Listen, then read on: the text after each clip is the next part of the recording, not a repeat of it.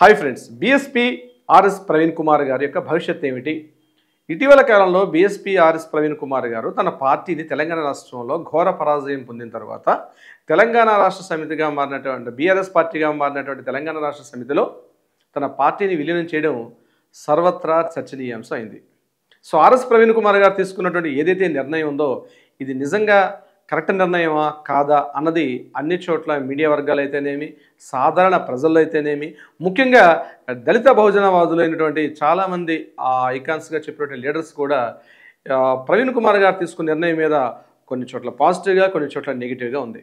అయితే ఇంతకీ ప్రవీణ్ కుమార్ గారు తీసుకున్న నిర్ణయం తన సొంత లాభానికో లేదా తన సొంత స్వలాభానికి తన పార్టీని అమ్మేశారు, తన పార్టీని భవిష్యత్తుని తాకట్టు పెట్టేశారు, ఇక ఆర్ఎస్ ప్రవీణ్ కుమార్ గారికి భవిష్యత్తు లేదు అని అన్ని చోట్ల వినిపిస్తున్నటువంటి ఒక వాదన. అయితే మనకు తెలిసినంత మేరకు మనం చేస్తున్న మనం గట్టిగా అంటే ఆర్ఎస్ ప్రవీణ్ కుమార్ గారిని కాస్త క్లోజ్గా ఆయన యొక్క గడిచిన 10 సంవత్సరాల్లో పరిటాల రవి గారిని యొక్క ఒక ఐపీఎస్ ఆఫీసర్గా ఉన్నటువంటి ఒక వీరోచిత హీరుడిగా పిలువబడినటువంటి ఒక ఆర్ఎస్ ప్రవీణ్ కుమార్ ఆనాటి కాలంలో కేసీఆర్ గారు తీసుకున్నటువంటి నిర్ణయాలకి వ్యతిరేకంగా కేసీఆర్ గారిని వ్యక్తిగతంగా కావచ్చు, కేసీఆర్ గారిని పార్టీ పరంగా కావచ్చు, లేకపోతే కేసీఆర్ గారు తీసుకునే విధాన నిర్ణయాల రూపకల్పనలో కూడా పూర్తిగా వ్యతిరేకించినటువంటి ఆర్ఎస్ ప్రవీణ్ కుమార్ గారు ఇటీవల తను తీసుకున్న నిర్ణయం మాత్రం కొంతవరకు వివాదాస్పదంగా ఉంది.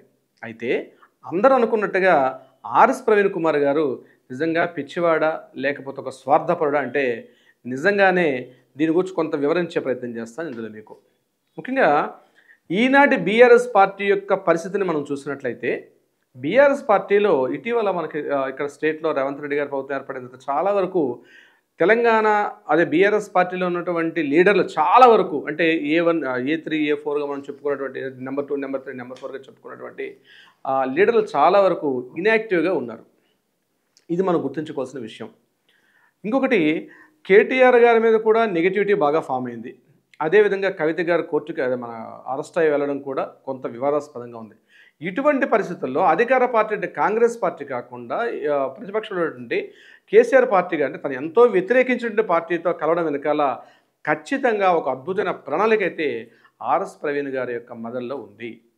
ఎలా చెప్పగలుగుతామంటే దళితవాదాన్ని భుజానెత్తుకొని తిరుగుతున్నటువంటి ప్రవీణ్ కుమార్ గారికి కాంగ్రెస్ పార్టీ ఎంతవరకు తను వ్యక్తిగతంగా తను ఎదగాలనుకుంటే మాత్రం కాంగ్రెస్ పార్టీ ఈనాటి పరిస్థితుల్లో మాత్రం కాంగ్రెస్ పార్టీలో చాలా వరకు లీడర్స్ చాలా వరకు ఉన్నారు. కాబట్టి ఇంతకుముందు మనం మందకృష్ణ మాదిరి తీసుకోవచ్చు, ఎక్స్రేజే చాలామంది లీడర్స్ని తీసుకోవచ్చు, కానీ అనుకున్నంత ఇంపాక్ట్ చేయకపోయినప్పుడు కూడా ఇప్పుడు ఏదైతే ప్రవీణ్ కుమార్ గారు తీసుకున్న ఏదైతే ఈ బహుజనవాదం దళితవాదం తను తీసుకుని దీన్ని ఖచ్చితంగా కాంగ్రెస్ పార్టీలో అనుకున్న స్థాయికి అయితే తను వ్యక్తిగతంగా వెళ్ళలేరు. ఇది నెంబర్ 1.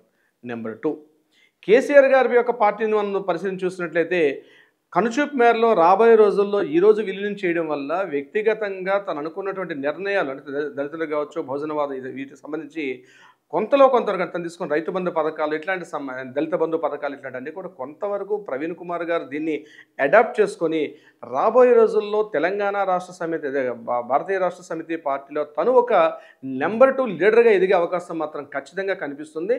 దాని తగ్గట్టుగా పావులు కూడా కలిపే అవకాశం కూడా ప్రవీణ్ కుమార్ గారు చూస్తున్నారు. అంటే ఉన్న పలంగా కాంగ్రెస్లో ఉండడం కన్నా బీఆర్ఎస్ పార్టీలో ఉండడం ప్రవీణ్ కుమార్ గారికి ఎంతైనా ఒక మంచి స్థానంగా అంటే ఓవర్ నైట్ రాబోయే రోజుల్లో ఒక ఏడాదిలో 2 రోజులు 2 years 3 years అని చెప్పకపోయినప్పుడు కూడా గ్రాడ్యువల్గా నెక్స్ట్ ఎలక్షన్స్ వరకల్లా తను బీఆర్ఎస్ పార్టీ కండువా ఎత్తుకోవడం వల్ల కొంతవరకు పార్టీని నిలబెట్టుకునే అవకాశం ఉంటుంది.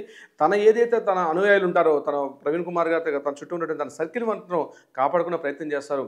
ఖచ్చితంగా ఇక్కడ ఒక విషయాన్ని గుర్తుపెట్టుకోవాలి, బీఆర్ఎస్ పార్టీ అధికారంలోకి రాగానే మేము ముఖ్యమంత్రిని చేస్తాము, సో ఖచ్చితంగా అని రాబోయే 2-3 సార్లు చెప్పినప్పటికీ ఒకవేళ ఈసారి ఎలక్షన్స్లో ఫెయిల్ అయింది బీఆర్ఎస్ పార్టీ, రాబోయే రోజుల్లో ఒకవేళ బీఆర్ఎస్ పార్టీ ఎన్నికల్లో ఏమైనా అవకాశం ఉంటే ఇమ్మీడియట్గా నెంబర్ 2 పొజిషన్లో ఆర్ఎస్ ప్రవీణ్ కుమార్ గారు కనిపించే అవకాశం కూడా ఉంది. సో ఇవన్నీ కూడా చాలా లెక్కలు ఉంటాయి. ఈ లెక్కలన్నిటిని తీసుకొని ప్రవీణ్ కుమార్ గారు ఈజ్ ఐపీఎస్ ఆఫీసర్, ఆయన తెలుసు వాట్ ఈజ్ వాట్ అంది.